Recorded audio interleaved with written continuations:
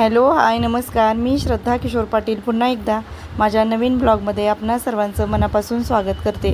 तर सुंदर दिवसाची सुंदर सुरुवात झालेली आहे आणि आज आहे माझ्या माहेरी आम्हाला म्हणजे आहो पण येणार आहे आज आणि आम्हाला आहे धोंडे जेवण आणि अधिक मास ज्या आपल्या रूढी परंपरा असतात त्याप्रमाणे जावयाचं आदरातिथ्य आहे म्हणूनच आहो येणार आहेत. आणि आज फायनली आमची सुट्टी पण संपलेली आहे इकडची आणि आम्ही आज फायनली संभाजीनगरला जाणार आहोत. हे माझे आई वडील आहेत आणि हे आहो आहेत. तुम्हाला आहो माझ्या व्हिडिओमध्ये फर्स्ट टाईम दिसत असतील. आणि आई वडिलांचं चालू आहे ते अनारसे बतासे देणं, परत ते निरंजन देणं वगैरे चालू आहे आम्हाला औक्षण करून. आणि त्याच्यानंतर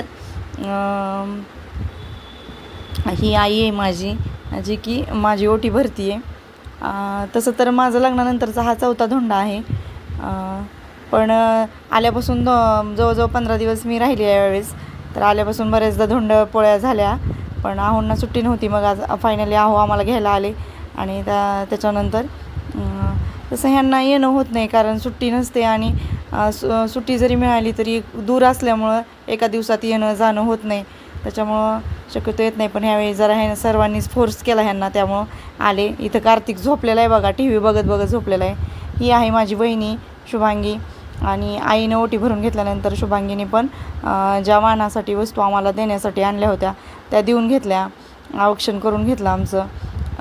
आणि माझी पण तिने पण ओटी भरून घेतली. नंतर ह्या गोष्टी म्हणजे सगळं परंपरेने चालत आलेलं आहे. जसं की अधिक महिन्यात भाच्यांचं लेकीचं गोड कौतुक केलं जातं किंवा लेकीला जावयांना घरी बोलवून मुलीचे आईवडील किंवा भाऊ असेल, वहिनी असेल, जावयांचं आपल्या घरात त्यांचं आदरातिथ्य करत असतात. सर्व म्हणजे सगळीकडेच आता चालू आहे सध्या अधिक महिन्यामुळं, म्हणजे ट्रेंड म्हटलं तरी चालेल. पण या गोष्टींपेक्षा महत्त्वाचं असतं की त्या निमित्ताने आपल्याला येणं जाणं होतं. आणि ही बघा, ही वहिनी जी देतोय तो पंढरपूरचा करंडा आहे, तो की आमच्याकडं खूप महत्त्वाचा मानला जातो. म्हणजे करंडा आणि ते चुडं पाटल्या म्हणजे त्या लाखेच्या ज्या रुक्मिणी घालते हातामध्ये, तो लाखेचा चुडा आमच्याकडं म्हणजे मुलीला दिलाच जातो. म्हणजे माहेरी आलं का मुलीला तो कंपल्सरी दिला जातो. आणि ते म्हणजे ते सौभाग्याचा अलंकार आहे एक, असं मला वाटतं.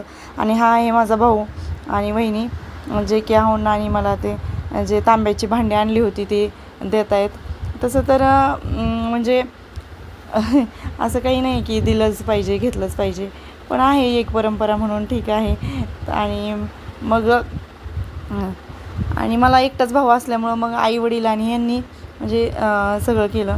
आणि माझा भाऊ आहे, याला 2 मुलं आहेत. एक 5 वर्षाचा मुलगा आहे आणि आता एक 5.5 ते 6 महिन्याचा एक छोटा मुलगा आहे. कार्तिक आणि माऊली अशी नावं आहेत त्यांची. त्याच्यानंतर ह्यांनी पण औक्षण करून आम्हाला ते वाण दिलं. अनारसे ते निरंजन वगैरे लावून द्यायचे असतात असं म्हणतात. आणि त्याच्यानंतर हे चालू होतं आमचं सगळं.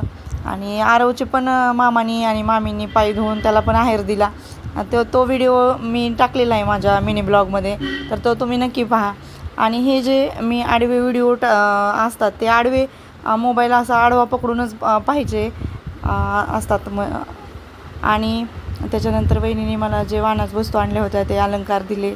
आणि सगळं अगदी हौशेने आईवडिलांनी, माझ्या भावानी, वहिनीने सगळं हौशेने केलं. तसं तर माझा काही हा पहिला धोंडा नाही. त्याच्यानंतर मी म्हटलेला हा रुक्मिणीचा चुडा असतो जो दरवेळी माहेर आलं की आई मुलीसाठी देत असते की सौभाग्यवर्धक आहे. आणि तो खूप गरम होतो, अशा हाताला चटके बसतात त्याचे. आणि ते आईने मला घालून घेतले गरम. तसे तर ते चुलीवर आरावरच घालायची पहिले, पण आता कुठं चूल आर असं काही नाही, तर गॅसवरच आईनं गरम करून निघायच्या गडबड होती. तर मी म्हटलं तसेच देऊन दे, तर आई म्हटली नाही, घालूनच जा हातात.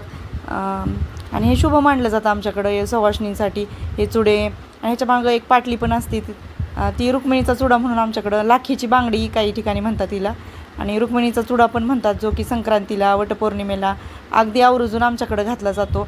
मी पश्चिम महाराष्ट्रातले असल्यामुळं पंढरपूर आम्हाला जवळ आहे. आणि त्याच्यानंतर जायची तयारी निघाली होते मी. ऊन खूप होतं. सगळ्यांचा निरोप घेतला, काका काकूंकडं पण जाऊन आली होती मी आणि जायची तयारी चालली होती. आणि तसं मी जास्त काही व्हिडिओ घेतला नाही, सगळीच भावूक झाली होती. कार्तिक खूप रडत होता. म्हणजे त्याला वाटत होतं मी पण जावं, पण त्याला आणायचं काही नाही, पण तो राहणार नाही, त्याला मम्मी पप्पा लागतात. तो खूप रडत होता मला आत्तीसोबत जायचं म्हणून. आणि आई ते पण भावूक झाले होते जास्त त्यामुळे. आणि छोटं तर माऊली म्हणजे झोपला होता आणि माझा जास्त बॉन्ड त्याच्याशीच झालेला आहे. तर कसा वाटला तुम्हाला व्हिडिओ? श्री स्वामी समर्थ. बाय.